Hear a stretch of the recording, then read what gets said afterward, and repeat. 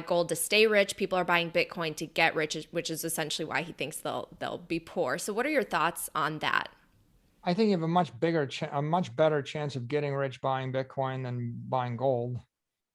I think that if you want to get rich, then you want to find some big tech dominant digital network that everybody needs, nobody understands, and nobody can stop. So who are the rich people in the world? Steve Jobs got rich on Apple. Bill Gates got rich on Microsoft, right? Mark Zuckerberg got rich on Facebook. Jeff Bezos got rich on Amazon. Larry Page and Sergey Brin got rich on Google. What's their criteria? They all created a digital network that's dominant, that everybody needs, that nobody could stop, that nobody understood when they bought the stock. And then they didn't sell it. If Jeff Bezos had sold Amazon stock when it traded down 80%, and it did that 5 times, it traded down 95% once. If he had sold it, if he hadn't had, had the courage to hold the thing when digital retail traded down 95%, if he hadn't held it, he wouldn't be the richest person in the world right now. Steve Ballmer is worth $100 billion. What did he do? Didn't sell. Like, what was the brilliant thing that Steve Ballmer did in order to be worth 100 billion? He didn't sell Microsoft. Yeah. Okay, so what do they have in common? They're all big tech. If you have a big tech network and you can put hundreds of thousands of businesses on it, or tens of millions or hundreds of millions of people on it, and you can replace something in the physical world in the 20th or the 19th century economy, then you've affected a digital transformation of the civilization. The problem with gold is you're not doing a digital transformation of the civilization. It's a 5,000-year-old idea. It stopped working in 1914. So if you want a good digital transformation idea, Twitter, Facebook, Google, Square, Bumble, Tinder, Uber, Airbnb, it's Instagram. It's not complicated. We've got 100 examples in front of us. The digital transformation of blank. Bitcoin is the digital transformation of property. Gold is not. You want to get rich, your only hope is to find either to create an asset that is going to appreciate by a factor of 100, or to buy an asset that is going to appreciate by a factor of 100. The only assets that will appreciate by a factor of 100 or 1,000 are, by definition, assets that 99% of the population doesn't appreciate or understand. Mm-hmm. If you go down the street and you ask 100 people, do you think Apple is a valuable company? You're going to find that 50 of them agree with you. If you would ask the question 20 years ago, do you think Apple will become a $1 trillion company? The answer is no. I mean, at one point in time, Michael Dell said to Steve Jobs, back in 1997 or so, you should give the money back to the shareholders and shut the company down. If you went back to 2007, when they roll out the iPhone, everybody didn't agree with them. Okay, well, maybe it wasn't going to work. By 2009, you could see it was going to work. By 2010 or 11, it was pretty obvious. By 2012, 4-year-old kids wanted an iPhone for Christmas. So in 2012, 9 years ago, 4-year-old kids wanted an iPhone. And if you gave the girl an obsolete eBayed 2-generation back iPhone for her birthday, she throws a temper tantrum because nobody wanted the old iPhone. They wanted the new pink iPhone, whatever. So you had that observation, and yet still 98% of the world didn't quite get it. You could have made some money. If you want to get rich, you're going to have to actually buy something that the majority of the uneducated public doesn't agree with you on and doesn't understand. When you do that, you're going to have to have studied enough so that you have conviction that you're right and not they're right. If you've studied something for 1,000 hours and they've studied something for 1 hour and they think it's garbage and you think it's good, then you can reasonably assume that's a chance for you to make a wise investment that'll make you money. If you've studied it for 1 hour and they've studied it for 1 hour, now you're just going to be in a coin flip. You don't know. You're going to be easily swayed. So I think in general, Bitcoin meets the criteria. It's something that is a big tech network that is underappreciated, that has massive upside potential because of the technology and because it's a solution to everybody's problem on the planet. Gold and silver are not the solution. There are plenty of other digital solutions from Amazon, Apple, Facebook, Google, but they're already mature and they're probably not bad investments if you're looking to get a 10% return or 15% return. But I don't think you're going to get the outside returns from those things because 2 billion people already understand what they are by now. And so you're not going to be first. So what would you like? You would like to have a big tech network that has like all the dominance of Apple or Google or Facebook, but without the company attached. So Bitcoin is big tech, but without the company. What you're getting is just the pure big tech network. No CEO, no board of directors, no product, no iPhone. There's no employees, so there's no one to unionize. You don't need an iPhone 12 to be competitive because the product of Bitcoin is just a Bitcoin. But you can see that one iPhone 3 today is worth nothing. Mm-hmm. Yeah. And one iPhone 12 in 100 years will be worth nothing. So the product that Apple is selling isn't going to last 1,000 years. The product that Bitcoin is selling is 1/21 millionth of all the money in the world. That doesn't have to change. It just kind of has to not break. So what I liked about Bitcoin was it was a digital gold or a digital property that you couldn't inflate. And it was on a big tech network that you could accelerate using computer technology. So call it digital gold without all the imperfections of gold. But the big tech element meant that you could plug layer 2 and layer 3 applications into it, like Square Cash, Lightning, Apple Pay, Google Pay. And if I plug applications into the Bitcoin network, then I can create smarter, faster, stronger gold. Smarter, faster, stronger property. And pretty much the core principle of how you get rich or how you stay rich in the 21st century is you dematerialize something from the physical world to the digital world, and you make it smarter, faster, and stronger. If you digitize music, you create Amazon and Apple Music or Pandora, it's smarter, faster, stronger, and you give it to billions of people. And if you dematerialize CDs and DVDs or dematerialize concerts and Broadway shows, and you have YouTube. And if you dematerialize every library and every book and every university on the planet, you have YouTube and iBooks. And so the digital transformation of information and entertainment is how you provide joy and education to the world. Ergo, the digital transformation of property is how you provide wealth to the world.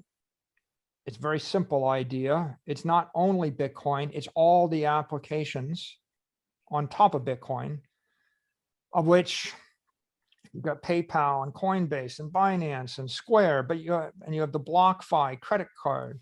You can't just keep printing money the way that we are, the quantitative easing and the fractional reserve banking. And we're at this point with the reverse repo and just historic highs for the NASDAQ and the S&P. Do you expect there to be some historic crash? Because some people are expecting that. I think I think the way this will go is the bankers in the Western world will continue to inflate the money supply until they get to a point where they can't anymore. And they will pay for all the deficits with inflation until they can't. And at the point that they can't, they'll switch to taxation. And the taxation will come, it'll come progressively in the form of income taxes. And then the third phase, it'll come in the form of property taxes. They won't be able to raise enough money with income tax, so it'll become a property tax. And before you recoil in horror, just keep in mind in Florida, there is no income tax, but there is a property tax, and it's 2% a year on all of your real estate property. Maybe they'll assess the property up and it becomes 2% of property that's worth 50% more, and they raise their taxes 50%. Or maybe they'll extend it from just your residential real estate to commercial real estate to other forms of property. I think it'll be a political process. There'll be a lot of back and forth negotiation. Each state will do it differently. Each city will do it differently. Each country will do it differently. Each administration will do it differently. But eventually, they'll start taxing things more. Maybe they'll say 2% of all your stocks, 2% of all your crypto, 2% of all your everything. I don't know. What I do know is that Bitcoin is the best property to hold when that time comes. If you hold a building in California, you won't be able to move it to Wyoming, but you will be able to move the Bitcoin from California to Wyoming. And if you have a building in the middle of Manhattan, it'll be hard to hide it. Everybody will walk past it and they'll say, there's a rich person with a building, let's go ahead and tax that more. But if you have Bitcoin, people won't walk past you saying, wow, that person's got a lot of money, because they won't be seeing it. Yeah. If I do pass a law, maybe if I jack the tax rate to 2, 3, 4% a year on land or a building or a company stock, you can't move the headquarters of Apple Computer to Monaco. You can't move the Rockefeller Center to Monaco. And you can't move the land underneath the Rockefeller Center to Monaco. But you can move $1 billion of Bitcoin to Monaco. So the Apple headquarters it's a beautiful piece of property, but it doesn't count as a fungible piece of property. A very rich corporation in Beijing is never going to buy the Apple headquarters when they have to sell it or they have to move it. So as we look forward, there'll be inflation, and you want to own property to protect yourself from inflation. Compared to California taxing of buildings in California, if I tax 5% of the real estate property in California, I'm going to get it all. Mm-hmm. If I tax 5% of the companies in California, I'm going to get that too. If I tax 5% of the Bitcoin in California, it's all going to move. Yeah. And so if you're making a law in California about what to tax, what's the point in taxing something that's going to move away from you when you tax it? And so that's my way of saying, if it's the apex property, people aren't going to try to tax it as hard because it's hard to tax and they won't be successful. And so if you're not going to be successful, then there are fewer people attempting to target you as the victim. And let's say in the worst case now, like how are you going to tax Bitcoin in the US? You can't tax it at the LA level. You can't tax it at the California level. You have to tax it at the federal level. So I can tax it at the federal level, and then people will move out of the country. And then you say, well, that's okay. If you're a citizen, you still got to pay it. Well, then I sell it to a non-citizen. See, then the question is someone that's not a US citizen going to want to own this? Mm-hmm. And can I transfer it to them? They're not going to want to own your company in Chicago. They're not going to want to own your house on Lakeshore Drive. They're not going to want to own your ranch in Kansas. They're not going to want to own the building in New York, but they will want to own the Bitcoin. And so what you've got is this regulatory arbitrage where there will always be somewhere in the world where they're going to want this thing, and that somewhere will be the highest bidder. And so when California, let's play this thought experiment out. If the governor of California were to levy a 50% a year property tax on a building in California, what do you think the price of buildings in California would do? Decrease, everyone would leave. Let's make it simple. Let's just tax them 100%. Okay, so you have $1 billion worth of real estate property in California. What's it worth after I tax it 100%? Nothing, right?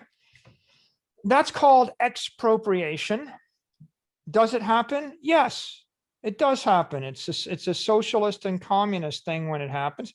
It happened in Venezuela to the oil company. It happened in Argentina. It does happen. Could it happen in the US? Yeah, sure it could. So when the politicians expropriate some portion of your property, what's a rich person in Monaco going to pay you for that? That's the question you ask yourself. And the answer is they're not going to pay you anything. They're not going to want to. When I tax your building in California 10% a year, it's going to be worth like 1/5 of what it was the day before I tax it. Will you be able to sell that to a rich person in Monaco? Probably not. But if you could, you sell it at 20% of what it was worth yesterday. But when I tax your Bitcoin at 20% a year, the day before that tax goes into play, you're going to sell it to someone who's the high bidder in the world, and they're going to pay you the pre-tax level. So if you're looking to protect your wealth, right, the way to protect your wealth is with a universally desirable scarce asset, which is portable and fungible. Do you feel a pressure? I mean, I know that you bought many coins when it was at the 50 range and now it fell. You bought more. But do you ever feel like you're going to fall on the sword if Bitcoin were to fail? No. Like I feel that Bitcoin is like fire or electricity. I think it's just a matter of time. I think it took the human race 100,000 years to figure out fire. So like that was a slow thing. I think it took the human race 20 years to figure out electricity, or 30 years. I don't think Bitcoin will take 30 years. I think information's spreading faster, but maybe it takes another decade. So what will it take to get other big corporations like the Googles and the Apples and the Facebooks into Bitcoin? Do you just expect it's a matter of time, or what's needed to make it happen? I think on the operational P&L side, I think they'll build Bitcoin into the Google Pay, Apple Pay, into Facebook, because they need to do that to compete with PayPal and Square Cash. That'll happen naturally because of the tech imperative. And I think they'll do that because that's in their best interest to do that. I think on the balance sheet side, the most important thing would be the accounting treatment. Right now, accounting isn't kept up with the rate of technology advance. And most of the rules surrounding accounting for digital assets were put in place before any public companies owned any. A year ago, you couldn't find any public companies that owned $10 million worth of digital assets. And now you have billions of dollars held in public companies. The current accounting treatment is to treat digital assets as an indefinite intangible. An indefinite intangible would be, you could characterize it as the most conservative accounting treatment you could apply to